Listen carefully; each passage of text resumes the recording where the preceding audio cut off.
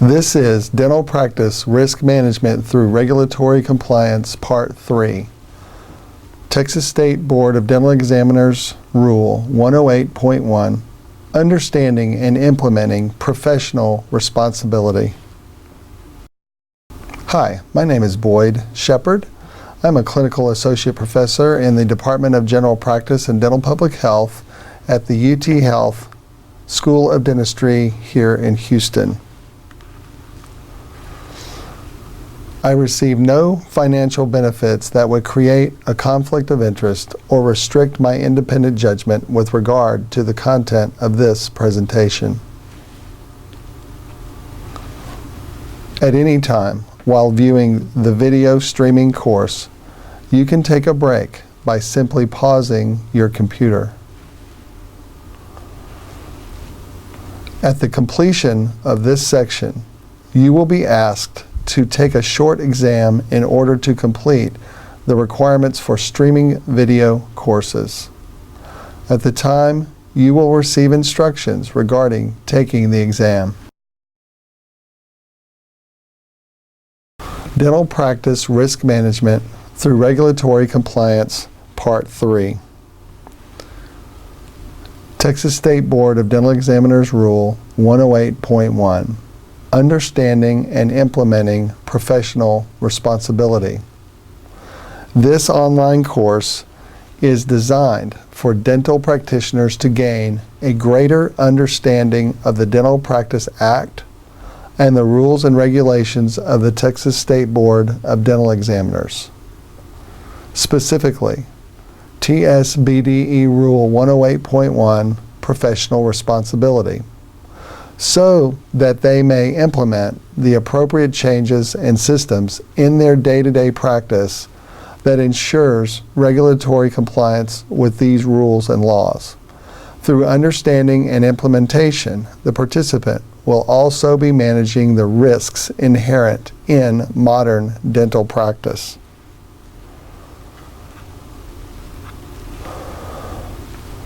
The course objectives. Upon completion of this course, the participant will review, understand, and be able to apply the relevant provisions of the Texas Dental Practice Act and the TSBDE rules and regulations. Be able to apply TSBDE Rule 108.1, Professional Responsibility, the focus of this presentation. Value ethical and legal approaches to clinical dentistry in your own practice. And review and implement the risk management procedures and protocols that will prevent patient complaints to the Texas State Board of Dental Examiners. Okay, let's get started. Dental Practice Risk Management through Regulatory Compliance, Part 3,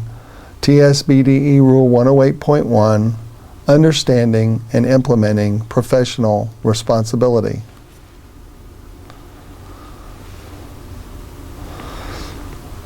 Prior to getting into the rule, there are a few items that need to be reviewed and understood with respect to the Texas State Board of Dental Examiners. Please understand that the Texas State Board of Dental Examiners performs three primary functions. 1, licensing of dentists and dental hygienists. 2, annual registration of all dentists, hygienists, and labs. And 3, enforcement of Texas laws regulating the practice of dentistry. It is also very important to understand where you find the law that regulates your license, the rules and regulations in the Dental Practice Act that we will be referencing in this video. In other words, where in the world does one find the rules? You can simply do an online web browser search for Texas Board Dental or Texas Dental Board, and it will take you or give you the link for this website for the Texas State Board of Dental Examiners. There you will find a top menu bar which has the specific menu links for the laws and rules that regulate the licenses of Texas dentists and hygienists and labs.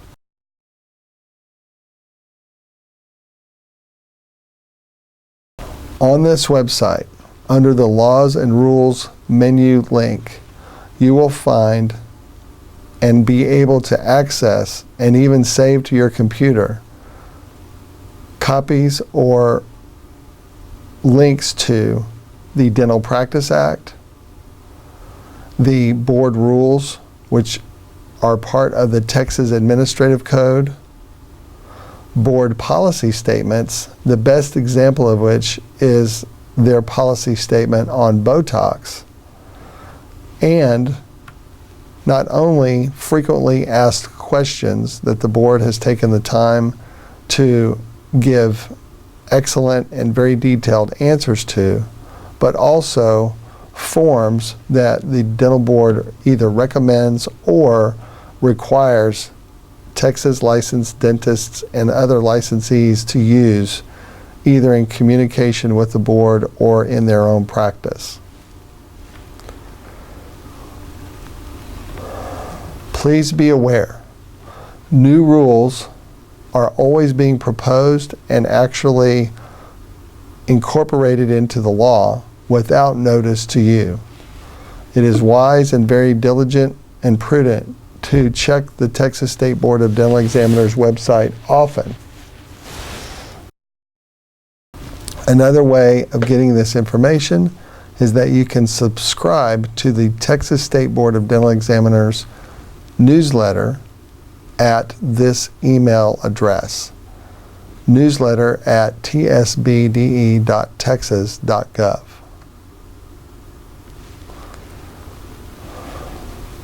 Again, there are new rule proposals proposed by the board often, and these proposals will be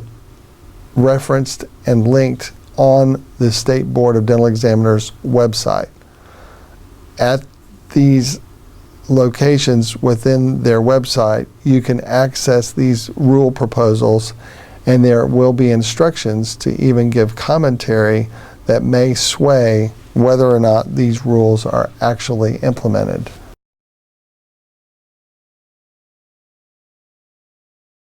You can also find the links under the Laws and Rules link, which will give you the recent rule adoptions, rules that were once proposed and now have become part of the regulatory law for Texas licensees in dentistry. Again, to access all of this information, you simply need to do a search in your browser using a search engine like Google, and you can type in Texas Dental Board or any combination of these words,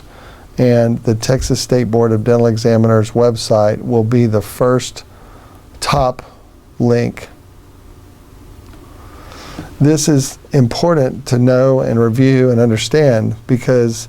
being able to access the law that regulates your license is step one in managing risks in your dental practice.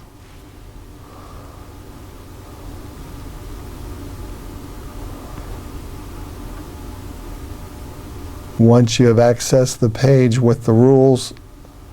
you can then begin to specifically search for the area of the rules that you are looking to either learn about or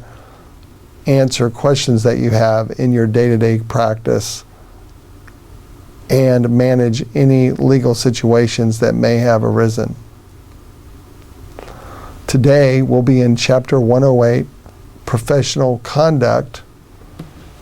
of the Board Rules. Specifically, we will be in Subchapter A, Professional Responsibility of Chapter 108, Professional Conduct. And we'll be taking a look again at 108.1, Professional Responsibility.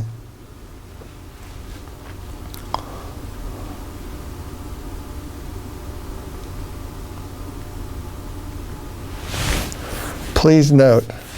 again, for any information on when a particular board rule was passed by the legislature or when it was last amended, know to look at the source note at the bottom of any given rule. This information will help guide you in understanding the progression of the rulemaking of the board and when new rules were either implemented or changed relative to your dental practice and your career. So, professional responsibility, and we'll be breaking the rule down into its multiple parts. Rule 108.1, professional responsibility, starts with, a licensed dentist shall conduct his practice on the highest plane of honesty, integrity, and fair dealing, in order to safeguard the dental health and welfare of the public and the dentist-patient relationship, and fix professional responsibility for dental services. No dentist or any other licensee or certificate holder of the board shall, and then it will go into its particular subsections. Before we go into those particular subsections of Rule 108.1, please note in this preamble or opening statement for this professional responsibility rule that it starts with the general broad statement that each licensee shall conduct their practice on the highest plane of honesty, integrity, and fair dealing. And so keep in mind that this law is written, or this rule is written, very broadly and is very, very objective from the perspective of the board, and that their perspective includes safeguarding the dental health and welfare of the public, the citizens of the state of Texas. And that is a good lesson for all of the rules of the state board. All of the rules of the state board are not written to protect the dentist per se, but rather the goal of the rules is simply to protect and safeguard the dental health and welfare of the public. With that in mind, continuing on, Rule 108.1, no dentist or any other licensee or certificate holder of the board shall, number one, circumvent or attempt to circumvent any provision of the Texas Dental Practice Act or any rule, regulation, or order of the board. There are several examples of where either doctors, licensees, or even non-licensees may try to attempt to circumvent any provision of the Texas Dental Practice Act or any rule, regulation, or order of the board. There are several examples of dentists, licensees, and even non-licensees circumventing or attempting to circumvent provisions of the Dental Practice Act or the rules of the board. These circumventions or attempts to circumvent often have to do with procedures that are required by the board in order to maintain one's license or to properly treat patients in the dental office. They can include anything from the rules with respect to obtaining informed consent and blood pressure and pulse, to the delegation of duties to staff such as hygienists and dental assistants, to the ways that doctors relate to one another, to the employment or promotion of the practice of dentistry without a license, to how a licensee deals with the board directly.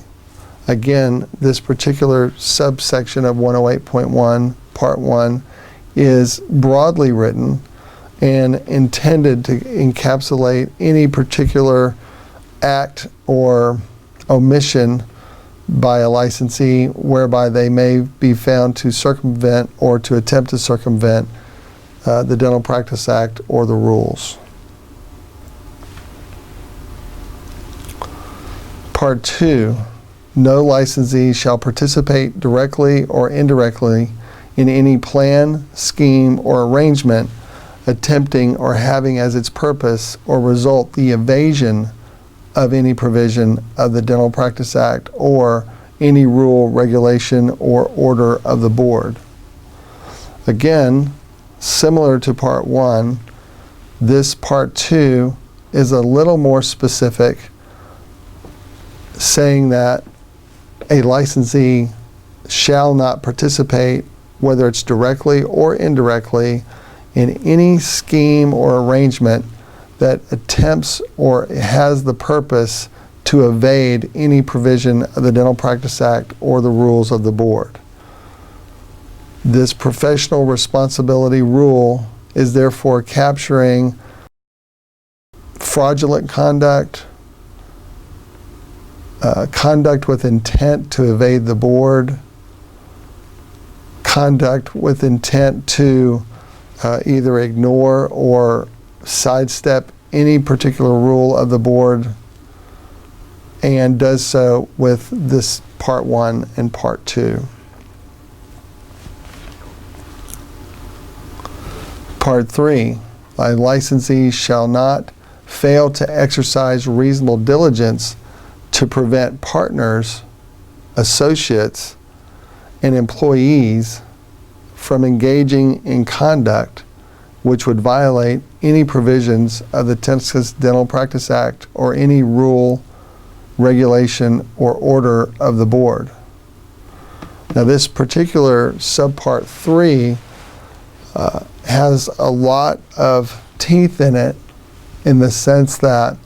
the dental board will utilize this Rule 108.1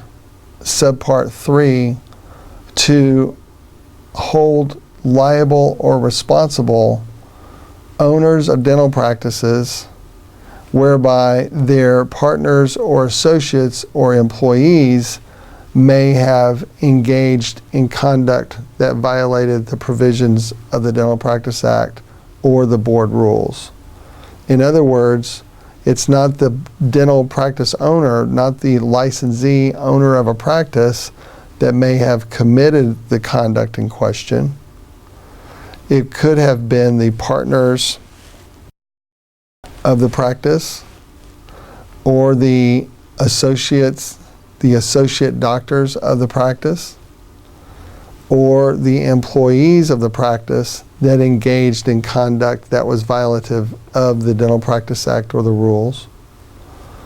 But the owner is looped in and found responsible for the conduct of these partners, associates, and employees because of an alleged failure to exercise reasonable diligence to prevent that conduct. This is, again, a very, very broad stroke that basically says that the state board not only will be looking at the employee or the associate or the partner and their conduct, but will also examine a situation and a potential violation to see if it was a result of the lack or the failure of the owner of the practice or any licensee related to the conduct in any way, whether or not there was a failure to exercise reasonable diligence. A failure of reasonable diligence could include failure to provide a means by which to obtain informed consent, a failure to provide a means to obtain blood pressure and pulse, or it could even extend to a failure to use reasonable diligence in overseeing an employee, an associate, or a partner in any particular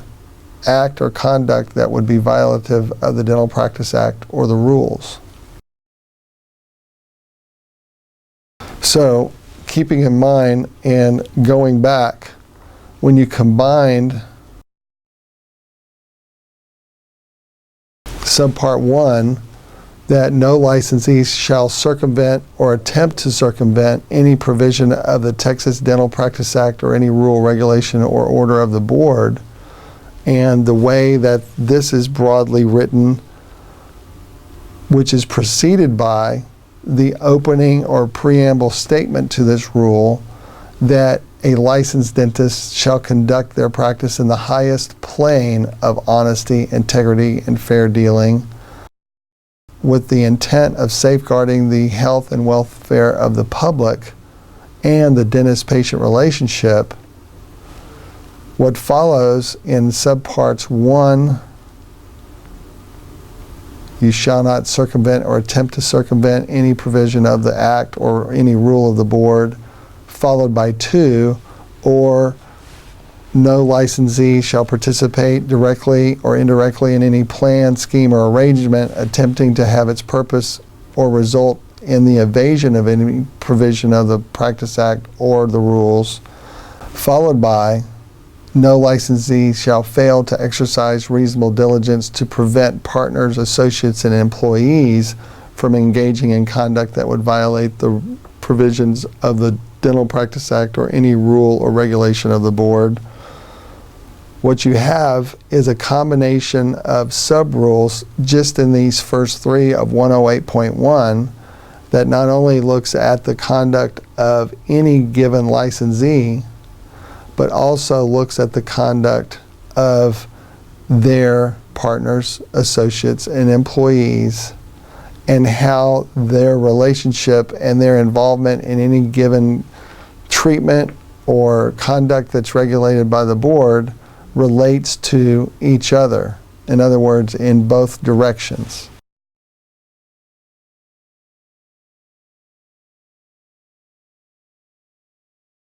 Subpart 4. No licensee shall permit or allow himself, his practice of dentistry, his professional identification, or his services to be used or made use of directly or indirectly or in any manner whatsoever so as to create or tend to create the opportunity for the unauthorized or unlawful practice of dentistry by any person, firm, or corporation, or for the practice of dentistry in violation of any provision of the Texas Dental Practice Act or any rule, regulation, or order of the board. So this subpart of the rule extends a little further, saying that a licensee shall not allow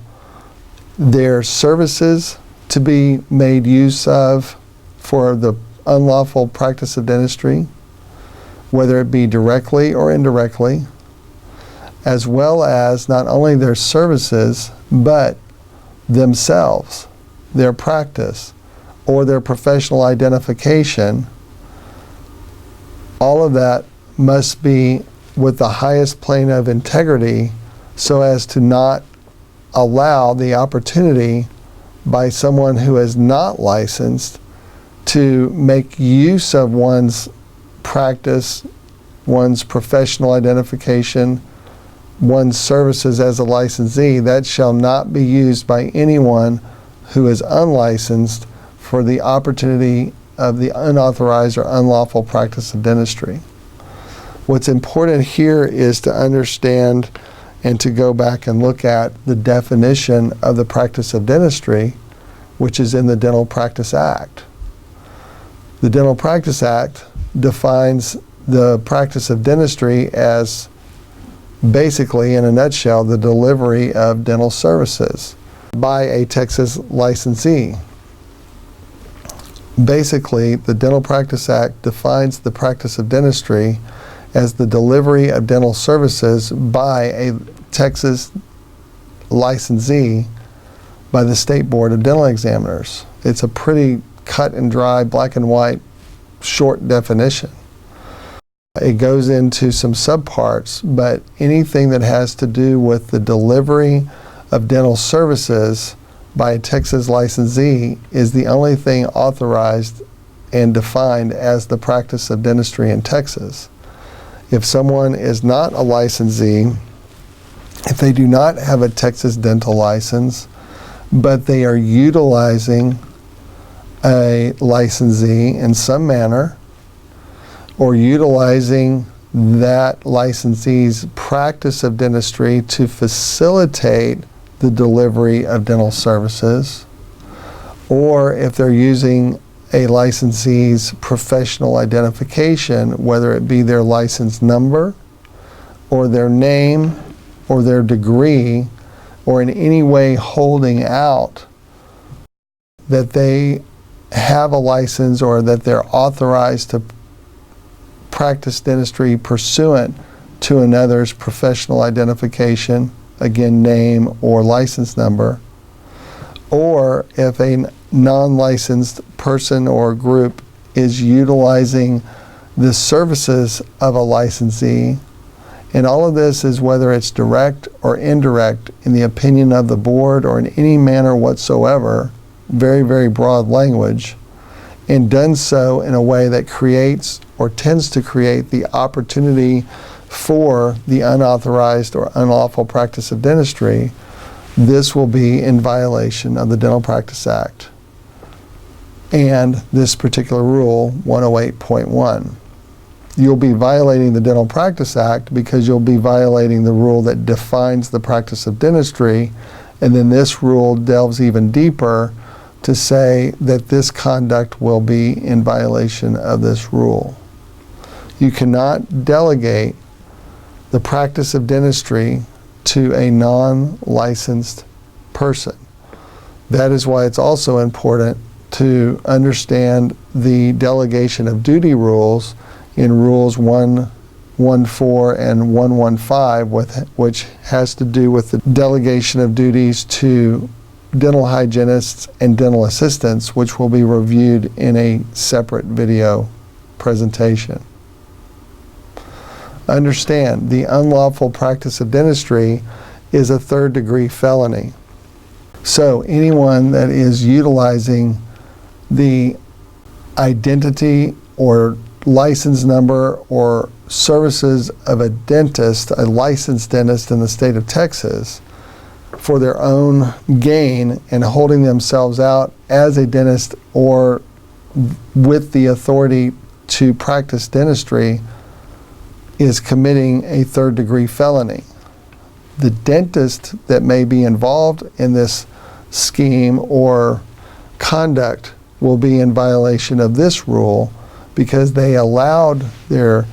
practice, their name, their identity, or their services to be utilized by the person who is committing the third-degree felony. Subpart 5. No licensee shall associate with or permit or allow the use of a dentist's name, professional identification, office, or practice in any business, commercial, or mercantile venture, project, or enterprise which the dentist or licensee knows or by the exercise of reasonable diligence should have known is engaged in acts, practices, omissions which violate any provision of the Texas Dental Practice Act or any rule, regulation, or order of the board. Another lengthy subpart that is very, very similar to Subpart 4, but again becoming even more specific, stating that a licensee shall not associate with or permit or allow the use of their name, their professional identity, their office, or practice in any business, commercial, or mercantile venture, project, or enterprise which the dentist or licensee knows or by the exercise of reasonable diligence should have known is engaged in acts or practices that violate the State Board Dental Practice Act or rules. You may be aware or have been aware in the time of your licensure and career of these types of operations. These are operations that are businesses or enterprises which utilize the services of dentists in a manner that may be in violation of the Dental Practice Act or the rules and regulations of the board. What is violative is when these businesses and these enterprises utilize a dentist's name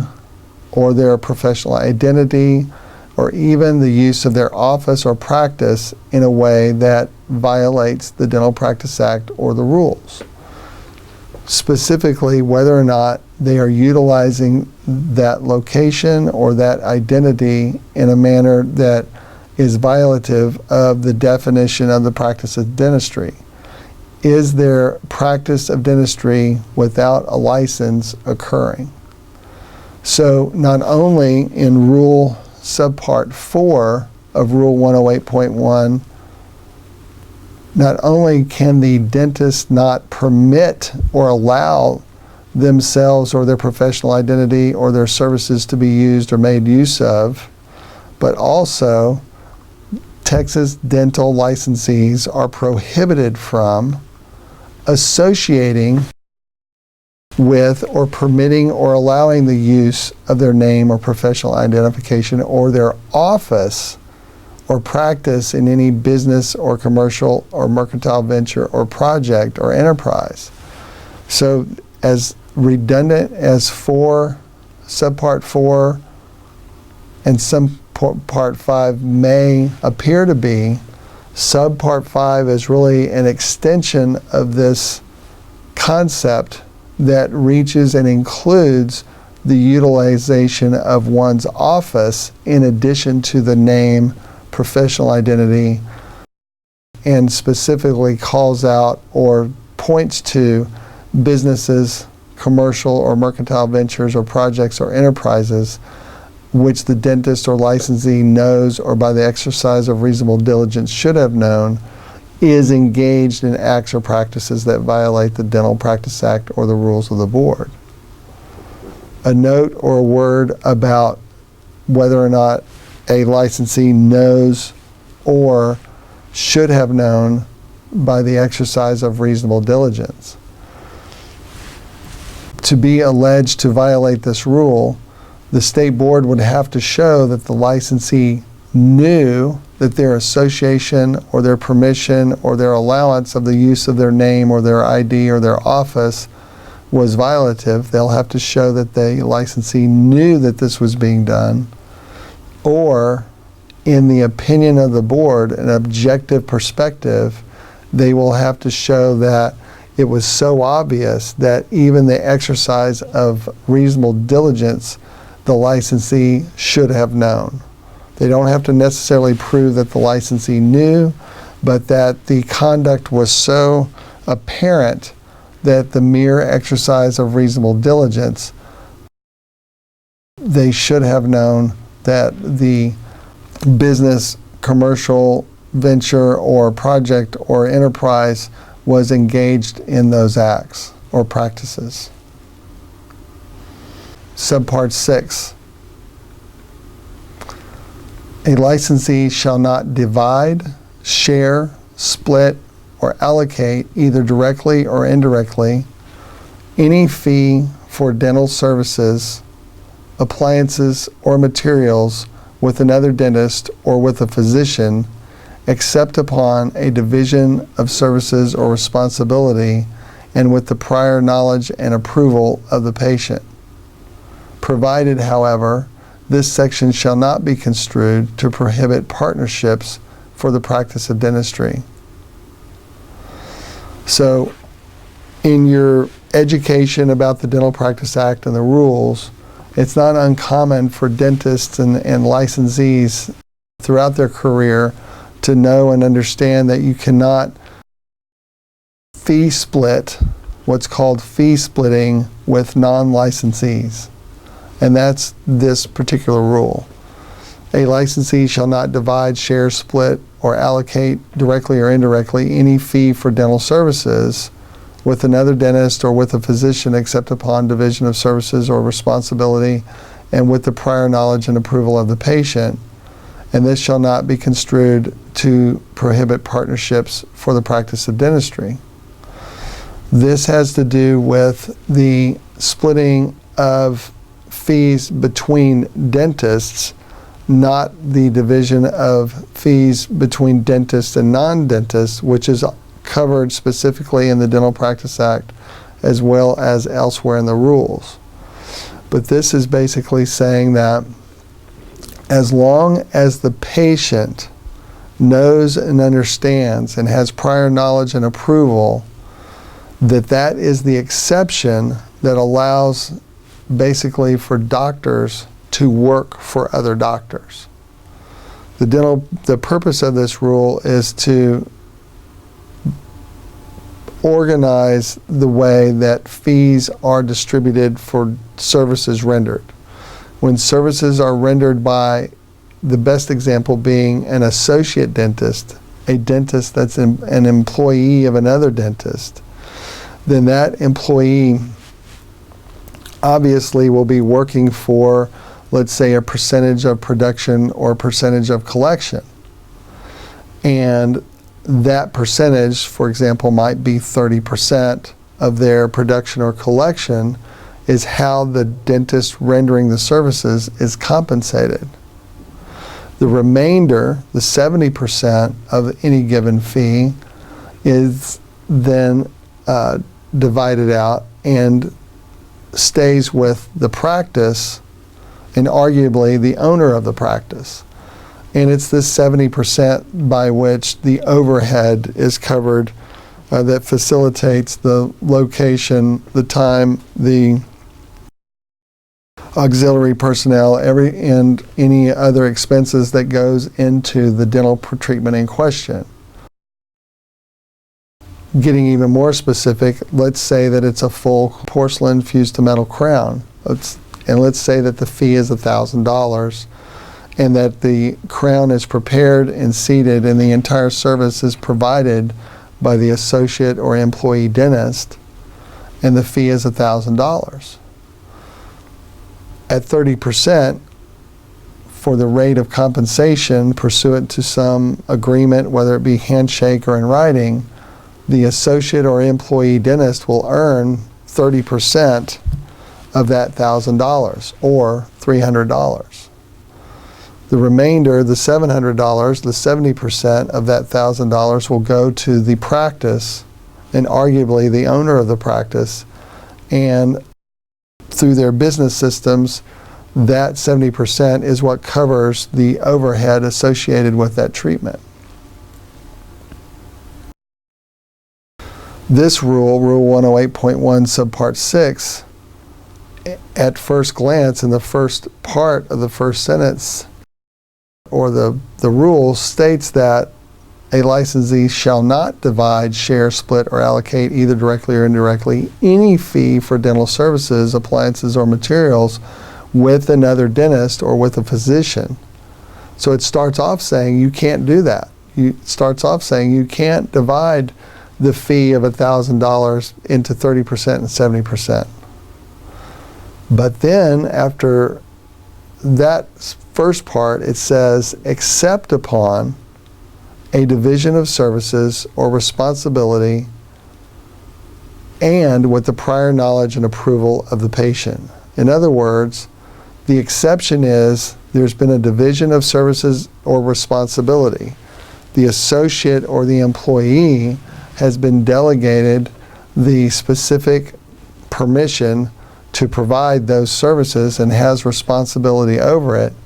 and it would seem apparent that the patient would be aware of this division of services and responsibility and give consent to the particular doctor who's providing these services. And that creates the vehicle to allow this division of the fee. Obviously, the rule goes on to say that with respect to partnerships, this section should not be construed to prohibit partnerships for the practice of dentistry. Basically saying that we're going to look at a partnership of dentists, whether it be two or more, as one licensee. That the partnership shall not be considered to be violative of this rule, because in that situation there would be partners who would be earning on the 70% but may have no interest or act or conduct in any way related to the services that were rendered by an employee or associate of the partnership. And so the rule does a good job of drilling down and being very, very specific and saying that partnerships will not violate this rule.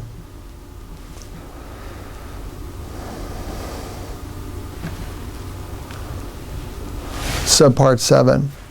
Rule 108.1, Subpart 7 goes on.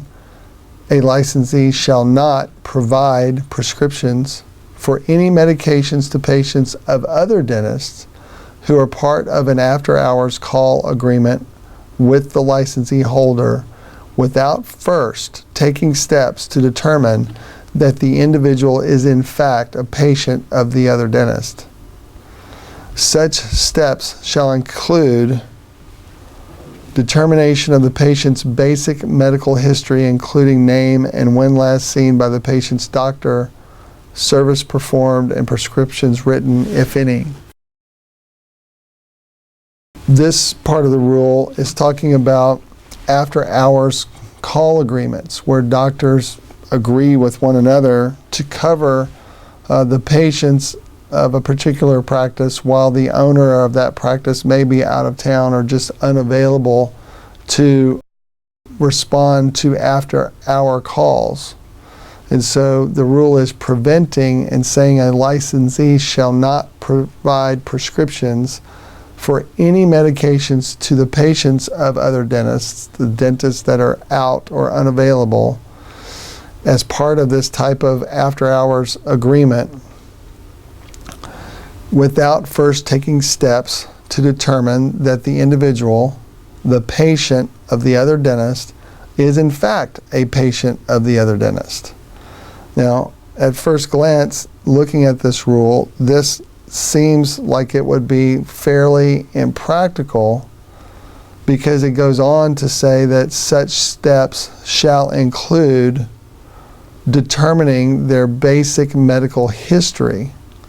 Well, this means that in an after-hours call situation, when a patient calls in with an emergency, that you as the after-hours call dentist, the one that will be responding to the after-hours call, you have to take steps to determine their basic medical history, including their name, obviously, when they were last seen by the patient's doctor or regular dentist, and what service was performed, and the prescriptions written, if any. So this is a very, very specific rule that not all dentists may be aware of, that dentists may be providing after-hour call arrangements and providing these after-hour services, and you would think through common sense that at a minimum, dentists would, in an after-hours call situation, make sure that they obtain at a minimum the patient's name. They would also, it seems, use common sense and obtain and make sure that this is actually a patient of the practice. As you can imagine, especially in an after-hours call situation, that and a call might become with an alleged emergency, and in this alleged emergency, an alleged patient might be attempting to obtain a prescription for narcotics or other type of drugs that they need, and they may not be telling the truth to the doctor that's answering the after-hours calls. That is the intent and basis behind this rule, to try to safeguard the public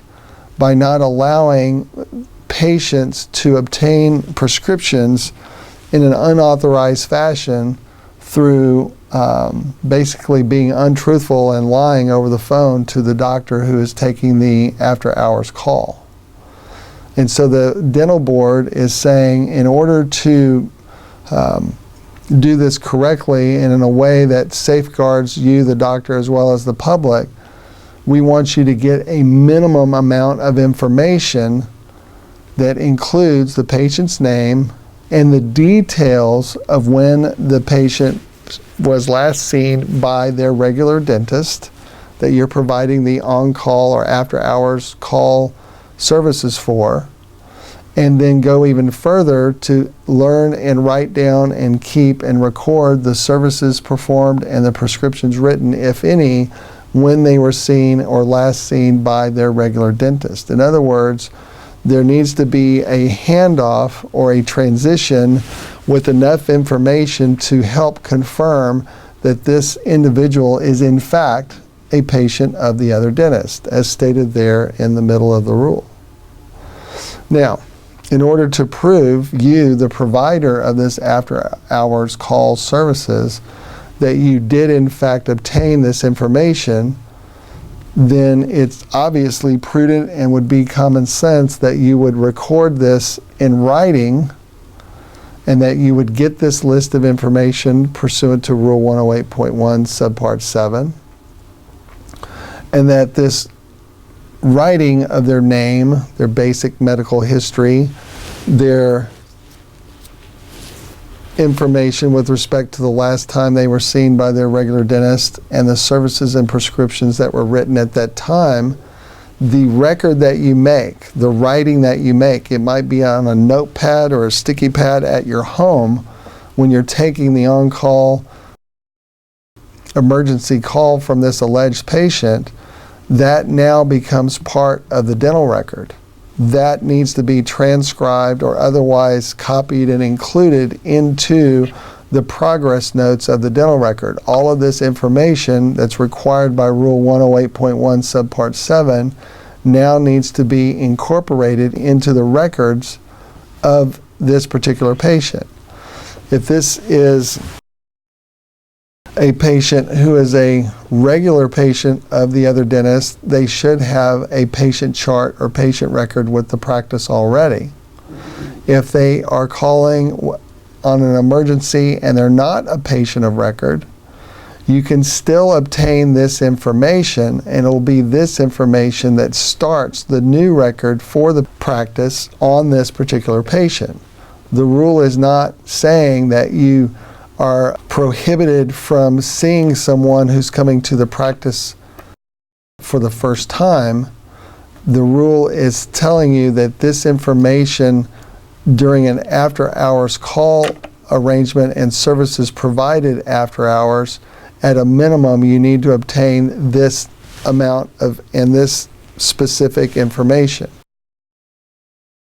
And now a word about the basic medical history. What does the rule mean when it's referencing or talking about basic medical history? Well, if you'll recall from Rule 108.7 and Rule 108.8, Texas dental licensees are required to obtain a minimal amount of medical information, including blood pressure and pulse, and their prior medical history. Now, in this particular rule, it says Rule 108.1, Subpart 7, patient's basic medical history, but from a risk management perspective and from the perspective of just common sense and due diligence as a Texas dental licensee, I would advise, and you would be correct in not only getting basic medical history information, medication that they may be on, any recent medical treatment, anything related to them medically, but also obtaining blood pressure and pulse, if at all possible, prior to providing services. Now, this particular rule is saying we want you to determine that the individual during this on-call situation is in fact a patient of the other dentist, but if you're able to determine that they're a patient of the other dentist by getting their name and basic medical history, when they were last seen, and you're able to confirm that they are in fact a patient of the other dentist, in all likelihood you're going to meet with this particular patient at the office and provide those after hours services, whether they be emergency or otherwise.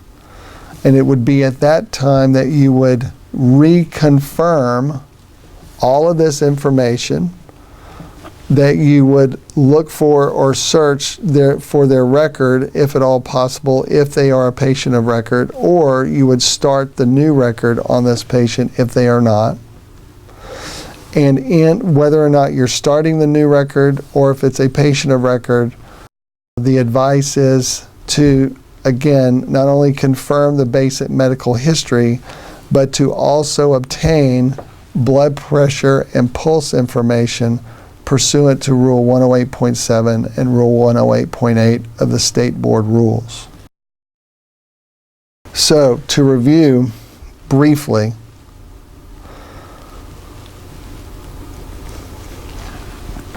a Texas licensee shall not circumvent or attempt to circumvent any provision of the Texas Dental Practice Act or any rule, regulation, or order of the board. A Texas licensee shall not participate directly or indirectly in any plan, scheme, or arrangement attempting or having as its purpose or result the evasion of any provision of the Texas Dental Practice Act or any rule, regulation, or order of the board. A Texas licensee shall not fail to exercise reasonable diligence to prevent partners, associates, and employees from engaging in conduct which would violate any provisions of the Texas Dental Practice Act or any rule, regulation, or order of the board.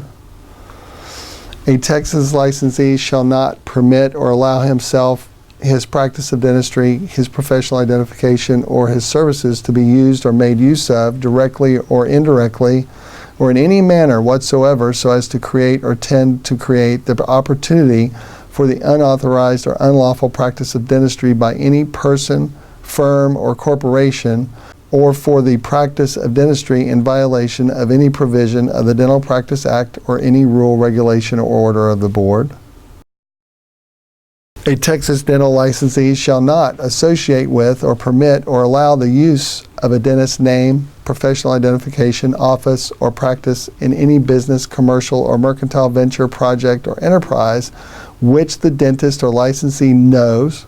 or by the exercise of reasonable diligence should have known, is engaged in acts, practices, or omissions which violate any provision of the Texas Dental Practice Act or any rule, regulation, or order of the board. A Texas dental licensee shall not divide, share, split,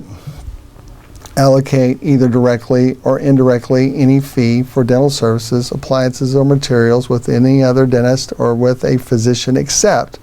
upon a division of services or responsibility and with the prior knowledge and approval of the patient, and that this section shall not be construed to prohibit partnerships for the practice of dentistry. And finally, Subpart 7, a Texas dental licensee shall not provide prescriptions for any medications or patients of other dentists who are part of an after-hours call agreement with the license holder without first taking steps to determine that the individual is in fact a patient of the other dentist. These steps shall include determination of the patient's basic medical history, including their name, when they were last seen by the patient's doctor, the services performed, and the prescriptions written, if any. This concludes our review of Rule 108.1 of the Texas State Board of Dental Examiners Rules and Regulations.